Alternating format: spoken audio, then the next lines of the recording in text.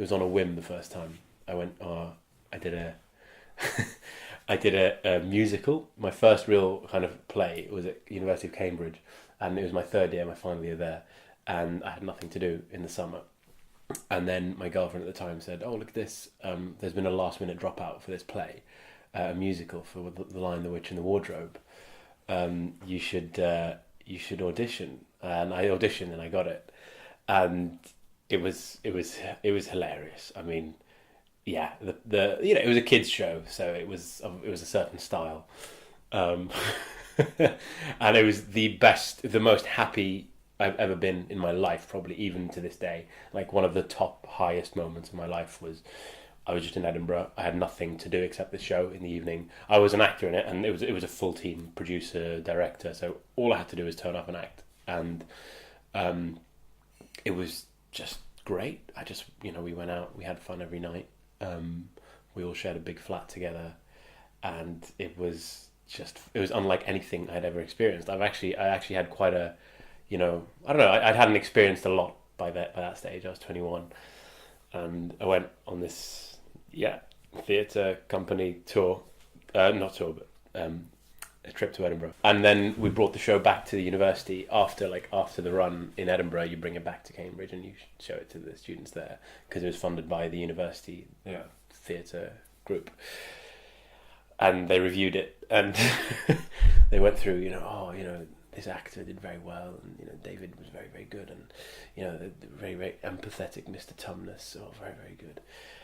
And then there's the question of Sami Abu Warda, and I have never seen such an incompetent, lolloping teddy bear on stage, and it was funny. I moved to London to finish my medical degree, and I did bits and pieces there, but we also did something called the UH Review. The UH Review is a show where the 5 London medical schools put on 20 minutes of sketches each, and then there's a vote at the end, and there's a winner. And it's chaos. The whole audience is made up of university students from competing universities, and it's just constant heckling and shouting out and cursing, no matter what's going on stage. So you basically have to go to, when you're writing your 20 minutes, you have to go into damage control and just go, we need to do something fast and funny, maybe as obscene as possible, and then just get off stage and make them laugh. Don't give them a chance to heckle. And it's actually really good. It's like the good precursor to coming here, because it's like, just fucking go on and be funny, otherwise you're in trouble. I was heckled by my own friends in the audience, like personal heckles about my life. It was baptism of fire, but it was good fun. That's why I'm here, like, because I saw somebody make me laugh at something I could never. Yeah. I'd never even fathomed that I could laugh at. Yeah. And I'd love to bring that. I'd love to do something like that. Like Philippe does that a lot. We saw today with the scene. I mean, he got George to put a rag around his head and stay still, and speak like an angel, and that was funny. Why? Who would ever have thought that you would laugh at that? Yeah, that was insane. Everyone was laughing. So good. Yeah. Yeah. That's incredible. Yeah. The biggest challenge I see in a lot of people around me is them accepting that. Because often the reason you're funny is not something that you're very happy about. Yeah, that's hard to take in. The reason you're funny might be because you're insecure about something. The reason you're funny might be because you have, you look funny in a certain part of your body, and you're deeply insecure about it. The big, huge step a lot of people need to take is to just own that dumb thing that makes you funny. I spent the first half of first year being scared of him. The second half of first year, more or less, being unsure. The worst thing he said to me, and I spent a lot of first year scared that he's going to find some kind of insecurity that I didn't even know about, and he's going to say it in front of everyone, and I was going to crumble. In a way, because a lot of people in first year have breakdowns on stage and blah blah blah. I spent the whole of first year being scared of that happening. I don't know why, but I was. I was like, oh fuck, I really hope I don't cry on stage. And I never did. But he never said anything that would make me. I mean, he's called me a lot of silly, superficial things, but he's never. And then I remember the worst thing he said to me was, "You have never been funny." But he says that to a lot of people. But the reason it was bad was because he timed it exactly right. So that it came at a moment where I was at the lowest ebb of clown, and it's just, "You have never been funny." I was like, okay. I have nothing to say, and I just went off stage, my tail between my legs, and sat down. Yeah, I guess that was the deal breaker. Something I've noticed in other people, and I'm trying to apply to myself, is the eyes. People look at your eyes when you're on stage, and your eyes betray everything you're feeling. And if you know where your eyes are looking, that's the first step to knowing what the audience is feeling. Do you know what I mean? A lot of people, you can see their eyes drop. 9 out of 10 people, and I do it. But they'll be on stage, and just before they say their line, they look down and their eyes dart around because they're remembering their line, and boom, it's broken. Yeah.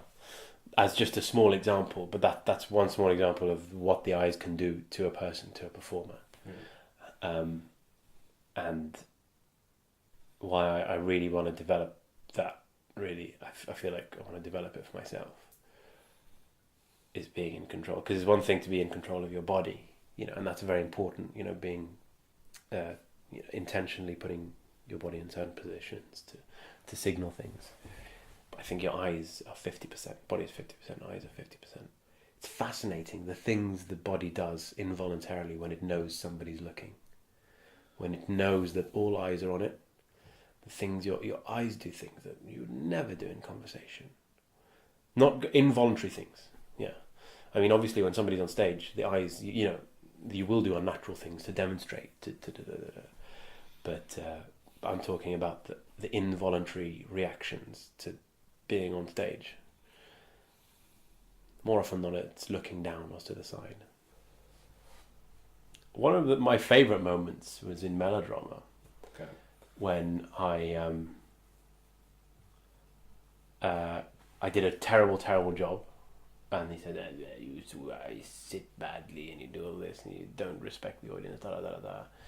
And I went home, and then I came back the next day, and I decided to myself. I just said, "Right, I'm just gonna do it."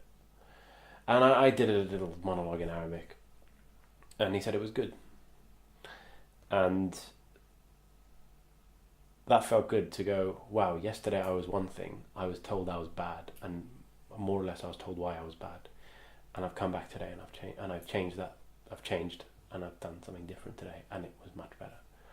That boom, that felt really lovely to know that I'm malleable in that way. I've learned a lesson. That's why I don't necessarily, it's nice to go on stage every time and make people laugh every day after day, but that's not what I'm here to do, really. I'm here to learn how to be better, how to get whatever better means. The challenges here have been huge compared to med school. Yeah, med school is just, you pick up a textbook, learn it and sit the exam, and turn up to the hospital 4 or 5 days a week, and you pass your assessments, you're fine. There's nothing to pass or fail here. You're not meant to pass or fail. You're just meant to get up every day, and yeah, it's unlike anything I've ever done. It's incredible. It's the hardest thing I've ever done. People saying, "Oh, I hate how I have to be self-involved." It's forcing me to care about myself, and it's forcing me to care about the way I feel. When I'm not that kind of person, I don't care. I'm kind of, it's making me a self-involved, neurotic asshole. Whereas I don't see myself that way. People, I've had conversations with people saying that. Being here just drives it into, it's like, you are shit. You. It's never, okay, guys, we're all working together here. It's no fluffy, none of this bullshit. It's, no. What have you just done? That was awful. You've never been funny. You are bad. Get off. And no matter how, selfless and charitable a person you are, and how after a certain number of weeks of that, you're going to start thinking about yourself. Someone else was saying he went and they started rehearsing for a play, and he did a scene, and he knew he was doing a terrible job of this scene, and he was just absolutely murdering it. And there was a bit of silence afterwards, and they went, and he said, "Guys, just come on, it was fucking shit, wasn't it? Right? That was just tell me it's fine. I don't care." But yeah, that's something I worry about if I ever work with other people, which inevitably we really should be doing.